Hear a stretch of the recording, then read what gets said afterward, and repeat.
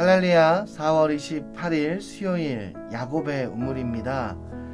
디모데전서 4장 말씀에 하나님의 말씀과 기도로 거룩하여짐이라. 망령되고 허탄한 신앙을 버리고 경건에 이르도록 내 자신을 연단하라 하신 말씀이 오늘 또 생각이 납니다. 오늘도 주와 동행하며 주님께서 기뻐하시는 일들로 삶을 가득가득 채워 하나님을 향한 경외심과 사랑이 넘치시는 믿음의 사람이 되어지시기를 주의 이름으로 소망합니다. 이 시간 제가 기도하고 하나님의 말씀을 함께 나누도록 하겠습니다. 거룩하신 하나님, 세상 가운데 함께 살며 세상에 속하지 아니하고 구별되어 하나님의 자녀로 살아가길 원하시는 그 주님의 말씀에 순종하길 원합니다. 나의 마음을 붙잡아 주시고 말씀과 기도에 집중하게 하옵소서. 세상의 허탄한 것들, 썩어 없어질 것들을 의지하지 않게 하시고 오직 십자가의 보혈의 은혜, 하나님의 사랑만을 바라보게 하옵소서.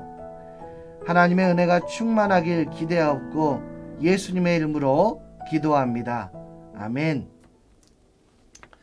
네, 오늘 우리에게 주시는 하나님의 말씀은 누가복음 7장 44절에서 50절까지의 말씀을 함께 보겠습니다. 누가복음 7장 44절에서 50절까지의 말씀을 제가 봉독해 드리겠습니다. 그 여자를 돌아보시며 시몬에게 이르시되 이 여자를 보느냐? 내가 내 집에 들어올 때 너는 내게 발 씻을 물도 주지 아니하였으되 이 여자는 눈물로 내 발을 적시고 그 머리털로 닦았으며 너는 내게 입맞추지 아니하였으되 그는 내가 들어올 때로부터 내 발에 입맞추기를 그치지 아니하였으며 너는 내 머리에 감람유도 붓지 아니하였으되 그는 향유를 내 발에 부었느니라. 이러므로 내가 내게 말하노니 그의 많은 죄가 사하여졌도다. 이는 그의 사랑함이 많음이라. 사함을 받은 일이 적은 자는 적게 사랑하느니라. 이에 여자에게 이르시되 내 죄사함을 받았느니라 하시니 함께 앉아있는 자들이 속으로 말하되 이가 누구이기에 죄도 사하는가 하더라. 예수께서 여자에게 이르시되 내 믿음이 너를 구원하였으니 평안히 가라 하시니라. 아멘. 오늘 말씀은 한 여인의 헌신, 겸손히 낮아 엎드림으로 예수님으로부터 죄사함과 구원이 임했던 사건이 기록되어 있는 본문입니다. 출신과 배경이 중요하기보다 주님 앞에 어떤 자세요, 또 어떤 마음으로 서 있는가가 더 중요하다라는 것을 보여주는 말씀입니다. 여러분, 무릎을 꿇은 나무라고 들어보셨습니까? 네이버나 웹사이트에 치면은 여러 가지 이야기와 함께 이 무릎을 꿇은 나무가 소개되어지고 있는데, 이 북아메리카 서부의 로키 산맥이라는 큰 산맥이 있습니다. 이제 캐나다에서부터 미국 멕시코주까지 쭉 길게 연결되어 있는 4,500km에 달하는 큰 산맥, 그 산맥이 바로 로키 산맥인데요. 높고 낮음을 반복하며 아름다운 경관과 높은 지형을 형성하고 있습니다. 그 로키 산맥에 올라가서 해발 3,000m 지점에 가면 그 지대를 수목 한계선 혹은 교목 한계선이라고 부른다고 합니다. 그러니까 이 환경 조건의 변화 때문에 이 나무나 풀의 생육이 더 이상 어렵다 판단되고 자랄 수가 없어서 이 3,000m 고지를 수목 한계선 내지는 교목 한계선이라 불리고, 거기에는 나무와 풀이 비교적 많이 자라지 못하는 식물 생태계를 볼 수가 있습니다. 그런데 거기에서 기어코 자신의 생명을 드러내며 자라는 나무가 있는데, 이 나무가 바로 이 무릎을 꿇는 나무라는 것입니다. 이 바람과 추위 때문에 곧게 자라지 못하고 마치 무릎을 꿇고 고개를 숙인 것처럼 자라게 되는데, 이 나무를 여러 곳에 사용되기도 하고 또 여러 사람들이 그 나무의 신기함을 보러 오기도 합니다. 이 비바람과 눈보라가 너무 심하다 보니 자연적으로 허리가 굽어지는 형태의 나무가 되어진 것입니다. 얼마나 많은 바람을 맞았을 것이며 얼마나 많은 눈보라를 견디면서 그 나무가 자랐겠습니까? 그런데 이 나무로 악기를 만들면 세상에서 공명이 가장 잘 되는 악기로 제작이 되어진다고 합니다. 그 나무의 밀도가 높아서 그 시련과 아픔을 견뎌내는 그 과정 속에서 이 악기가 가지고 있는 진동과 울림, 이 공명을 나타내는데 가장 최적화된 악기로 그 나무로 소개가 된다고 합니다. 그래서 만들어지는 순간 그 악기는 바로 명품 악기가 되고, 또 진동과 울림을 많이 요하는 현악기, 특히 바이올린을 만드는데 이 나무가 많이 사용된다고 합니다. 나무의 모양새로 볼 것이 아니라 그 속의 시련과 견딤으로 그 나무는 가치를 인정받고 있습니다. 매서운 바람과 눈보라를 피하지 않고 계속 서 있으려고 가지를 위로 뻗었다면 아마 이내 부러지고 말았을 것인데, 무릎을 꿇듯 나무의 자세를 낮출 때 더욱더 견고한 나무가 되고 더욱더 빛나는 나무가 된 것입니다. 여러분, 다 그런 것은 아니지만 사람의 경우에도 많은 시련과 연단을 경험하고 이겨낼수록 아름다운 결과를 보여주는 경우를 접하게 됩니다. 너무 그 기간이 힘들 수 있지만 시련이 주는 순기능, 좋은 영향도 분명히 있다는 것입니다.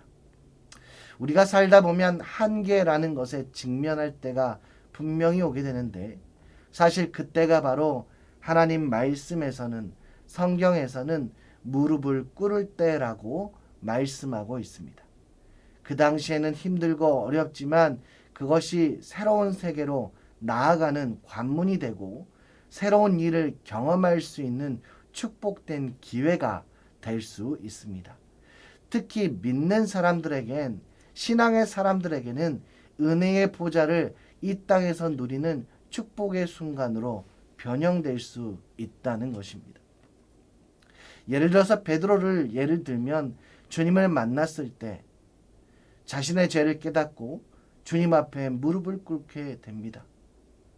주여 나는 죄인입니다 고백하게 되고, 그 사건은 바로 그의 삶을 완전히 뒤집어 엎는 사건이 됩니다. 지금까지는 자신의 목숨을 위해서, 육적인 생명을 위해서 바다의 고기를 잡았던 육신의 어부였지만 이제부터는 주님을 위하여 죽은 영혼들을 살리는 영혼의 어부가 되었습니다. 사람을 낚는 어부가 되리라 했지만 정말 자신이 죄인인 것을 비로소 깨닫고 어려움을 겪은 그 이후에 정말 죽은 영혼들을 살리는 영혼의 어부가 되었다는 것입니다. 전혀 새로운 삶, 새로운 인생을 살게 되었다는 것을 복음서나 사도행전을 보면 잘 알 수가 있습니다. 세상에서는 무릎을 꿇는 것은 실패라 말하고 또 남의 무릎을 꿇게 만드는 사람을 성공자라 말합니다. 또 그러한 권력과 그러한 힘을 사용하는 사람을 영웅이라 말하기도 합니다. 그러나 우리가 믿는 신앙, 우리가 믿는 기독교 안에서는 그 반대로 설명이 되어지고 있습니다. 무릎을 꿇는 것이 축복의 지름길이고, 무릎을 잘 꿇는 사람이 영적인 거인이 됩니다. 무릎을 꿇는 것이 인생의 행복, 형통함이 그곳에서부터 시작될 수 있기 때문입니다. 제가 어렸을 적만 해도 교회 예배당의 바닥이 마루바닥이었어요. 의자가 있는 것이 아니라 학교도 의자가 들어오고, 더 예전에는 학교, 초등학교, 국민학교, 중학교, 고등학교도 마루바닥이었을 것인데 제가 어렸을 적 시골에 교회가 마루바닥이었습니다. 그래서 방석을 깔고 찬양을 하기도 하고 의자가 많지 않았어요. 그래서 성전 전체 위에 본당 같은 곳에는 이렇게 길다란 의자가 있었지만 어린 아이들이나 또 그 기도회를 하는 장소에서는 늘 무릎을 꿇고 기도할 수 있도록 방석이 준비되어 있고 무릎을 꿇고 예배드리고 기도하는 경우가 많이 있었습니다. 그런데 오늘날 신앙 문화에서 이런 모습이 점점 사라져가고 있는 것은 여러분 느끼고 계시는지요? 특히 의자 시대가 도래하면서 비천한 신분에 대한 체벌로 또 서방 문화의 유입과 함께 인권의 문제로 인식이 되면서 무릎 꿇기의 중요성과 의미가 퇴색되고 있는 것이 현실입니다. 무릎을 꿇는 것은 절이라고 하는 행위를 나타내는 자세로 상대방에 대한 극진한 존경과 예의 그리고 사랑의 표현입니다. 그리고 이 생각은 신앙생활에도 그대로 적용이 되어서 내가 사랑하는 그 주님을 향한 존경과 경외, 사랑의 표현으로 무릎을 꿇게 됩니다. 그런데 이 모습이 많이 사라지고 있는 것이 현실의 모습입니다. 헬라어로 무릎을 꿇는다라는 말은 프로스키네인이라고 하는데 이 성경에서 여러 곳에서 많이 사용되어 있습니다. 그래서 이것을 중요하게 여기고 또 성경에서 무릎 꿇는다는 것은 예배의 자세요. 또 기도의 자세요. 섬김의 자세. 예배와 기도와 섬김의 자세를 표현할 때 무릎을 꿇는다라는 표현과 단어를 사용하고 있습니다. 본문은 예수님께서 초청받은 어느 바리새인의 집에 있었습니다. 그 동네에 그런데 죄인으로 알려진 한 여인이 돌발적인 행동을 하게 되면서 본문의 이야기가 시작이 됩니다. 한 여인이 예수님께 나아 옥합을 가지고 와서 그 발 곁에 서서 울며 눈물로 그 발을 적시고 자기 머리털로 닦고 그 발에 입 맞추고 향유를 붓게 됩니다. 그리고 이 행위를 가지고 바리새인과 예수님 간의 대화가 시작된 것입니다. 실제 이 모습은 예수님께서 정말 칭찬하시는 행위로 내가 하나님 앞에 주님 앞에 예배자로 기도자로 섬기는 자로 어떻게 서야 되는가를 알려주시는 귀한 말씀의 표본이 됩니다. 먼저 이 여인을 통해서 배울 수 있는 것은 감사의 무릎이에요. 주님을 만나고 주님과 함께하는 것에 대한 가장 기본적이면서도 가장 중요한 부분이 예배인데 이 예배 안에는 응답과 계시로 이루어지고 있음을 우리가 알고 있지 않습니까? 즉 그리스도 안에서 자신을 나타내신 하나님의 계시와 그에 대한 인간의 응답을 예배라고 하는데 이 본문에 보면 이 여인이 주님을 예배하는 모습이 담겨 있습니다. 응답의 태도에서 감사의 마음을 많이 느끼고 경험하게 되는 것이죠. 자신을 구원해 주실 또 자신의 죄인임을 느끼게 되어지는 모든 행위가 이 본문 속에 담겨 있습니다. 주님도 이 여인의 이 모습과 이 마음, 이 행위를 보시고 소중히 여기셨고 정말 칭찬하시는 부분이 나오게 됩니다. 그러나 예수님을 초청했던 바리새인의 모습에는 이 마음이 없다고 책망하시기도 하십니다. 여러분, 이 감사의 마음이 어디에서 나왔겠습니까?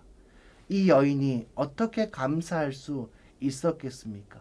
자신의 모든 것을 드리는 행위, 또 자신이 정말 낮은 데까지 겸손하게 무릎을 꿇는 행위는 어디에서 나왔을까요? 오늘 말씀을 보시면 자신의 죄에 대한 자각과 의식, 그리고 용서에 대한 은혜에서 감사의 예배 자세가 나오게 됩니다. 오늘 읽지는 않았지만 그 앞에 41절에서 43절까지의 말씀이 나와 있는데요. 이 말씀을 제가 한번 읽어 드리도록 하겠습니다. 41절에서 43절까지의 말씀입니다. 이르시되 빚 주는 사람에게 빚진 자가 둘이 있어 하나는 500데나리온을 졌고 하나는 50데나리온을 졌는데 갚을 것이 없으므로 둘 다 탕감하여 주었으니 둘 중에 누가 그를 더 사랑하겠느냐. 시몬이 대답하여 이르되 내 생각에는 많이 탕감함을 받은 자니이다. 이르시되 내 판단이 옳다 하시고. 아멘. 은혜는 죄의식, 용서의식에 비례합니다. 그리고 감사는 은혜의식에 비례합니다. 크면 클수록 더 큰 은혜와 더 큰 감사를 경험하게 됩니다. 큰 죄인인데 그 모든 용서를 받았다고 여긴 사람은 그만큼 자신의 은혜의 의식, 은혜의 표현이 더욱더 커질 것이고 또 은혜의식과 은혜예식이 더욱더 크기에 감사로 표현되어지는 의식 또한 큰 것입니다. 많이 탕감 받았기에 감사가 그만큼 크다는 것입니다. 감격이 크고 은혜가 크다는 것입니다. 이것은 우리 예배자가 가져야 할 아주 소중한 자세입니다. 이런 감사의 무릎으로 예배를 드려야 감동이 있고 눈물이 있고 감격이 살아있는 예배가 됩니다. 또한 삶에 헌신이 있어야 되겠습니다. 높은 것이 아닌 낮은 곳에 있어야 무릎의 은혜를 경험하고 하나님의 은혜를 경험하게 됩니다. 이 여인은 가장 바닥 낮은 것까지 엎드려서 자신의 머리카락으로 예수님의 발을 씻기는 모습을 볼 수가 있습니다. 이와 같은 일이 또 세상에 일어났던 적이 있었는데요. 한 여인이 굉장히 부유한 가정에서 태어났고 그래서인지 가난하거나 소외된 사람들, 나약한 사람들, 연약한 사람들 그런 사람들과는 별로 무관하게 상관없이 남의 이야기일 것이다 생각하고 살았던 한 여인이 있습니다.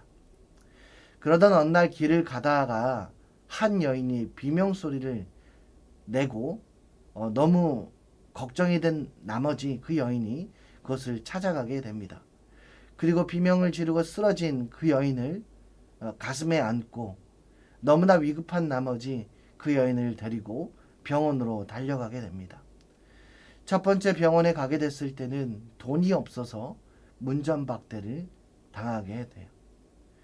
또 이 여인을 살려야 되기 때문에 다시 들쳐 안고서 또 달려가 두 번째 병원에 도착했을 때는 이 여인의 신분 때문에 거절을 당하게 됩니다.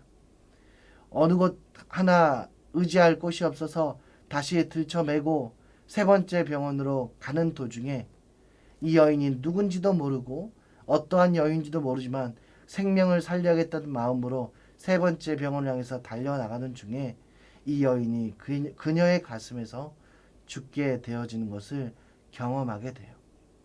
그래서 그 여인의 죽음을 안고 이제부터 내가 서 있을 곳은 가난하고 병든 사람의 곁이다 라고 결심을 한 후에 자신의 모든 것을 버리고 생명을 다하는 날까지 그들과 함께 살게 되었습니다. 그 사람이 바로 우리가 지금 현재 기억하고 추모하고 또 늘 회상하고 있는 마더 테레사 수녀입니다. 안정적인 직장도 부유한 가정도 다 버려버리고 편안한 모든 삶을 포기하고 평생 가난한 사람들 위해 무릎을 꿇고 낮은 곳으로 내려가서 살았습니다. 예수님은 이러한 여인을 칭찬하시고 이 모습을 바로 헌신의 결정체라고 말씀하기도 합니다.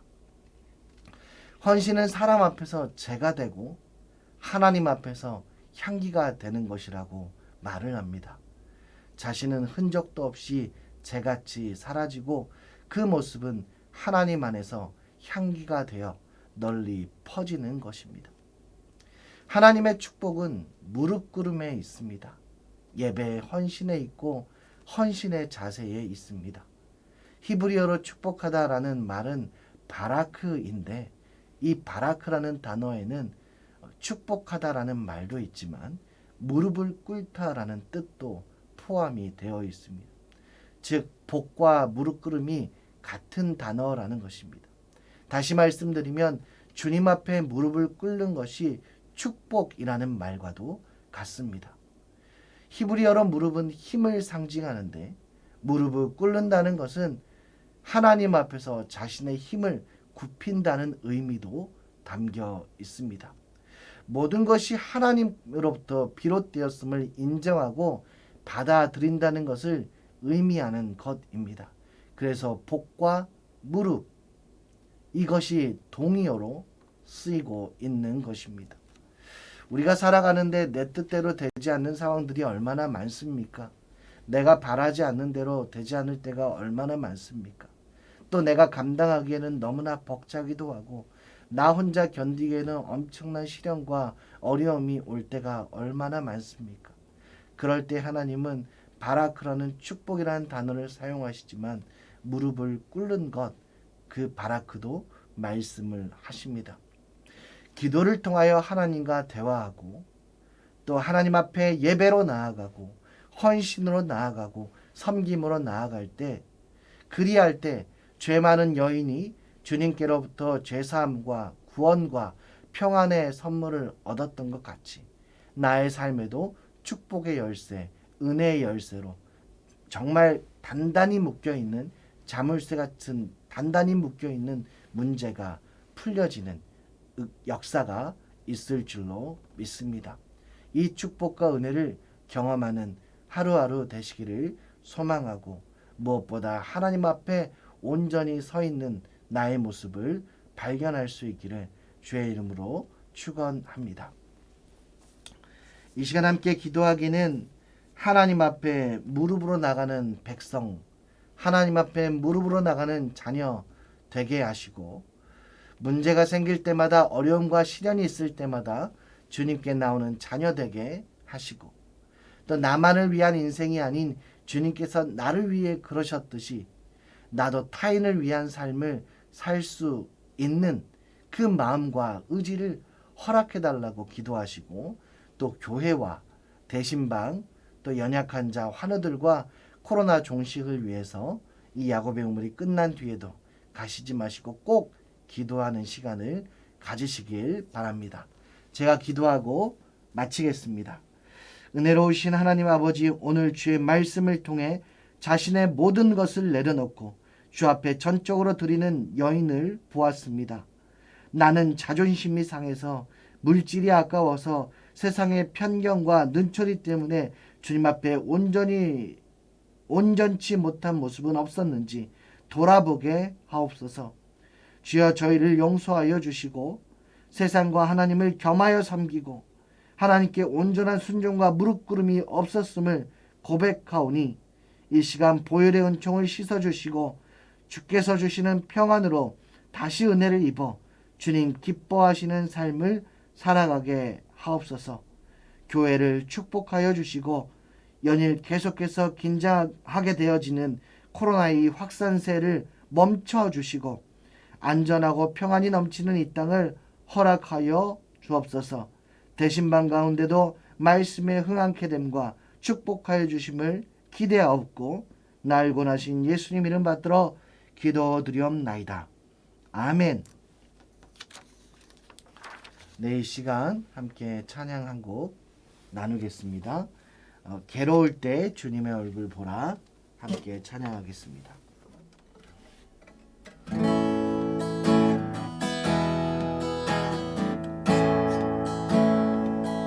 괴로울 때 주님의 얼굴 보라 평화의 주님 알아보아라 세상에서 시달리지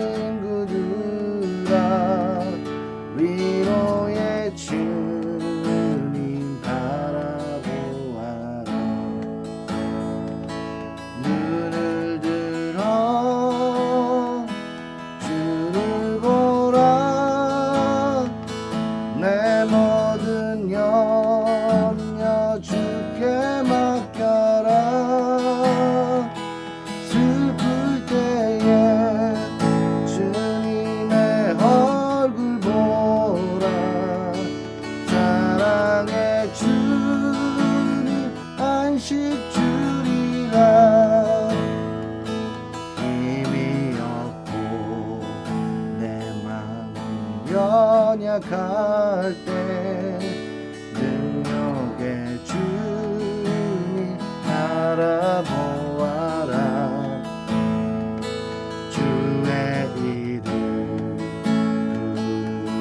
모든 자는 힘주시고 늘 지켜주시네. 눈을 들어 주를 보라. 내 모든 염려 주께 맡겨라. 슬플 때에 주님의 얼굴 보라. 사랑의 주님 안식 주리라. 눈을 들어 주를 보라. 내 모든 염려 주께 맡겨라. 슬플 때에 주님의 얼굴 보라. 사랑의 주님 안식 주리라. 슬플 때에 주님의 얼굴 보라. 사랑의 주님 안식 주리라.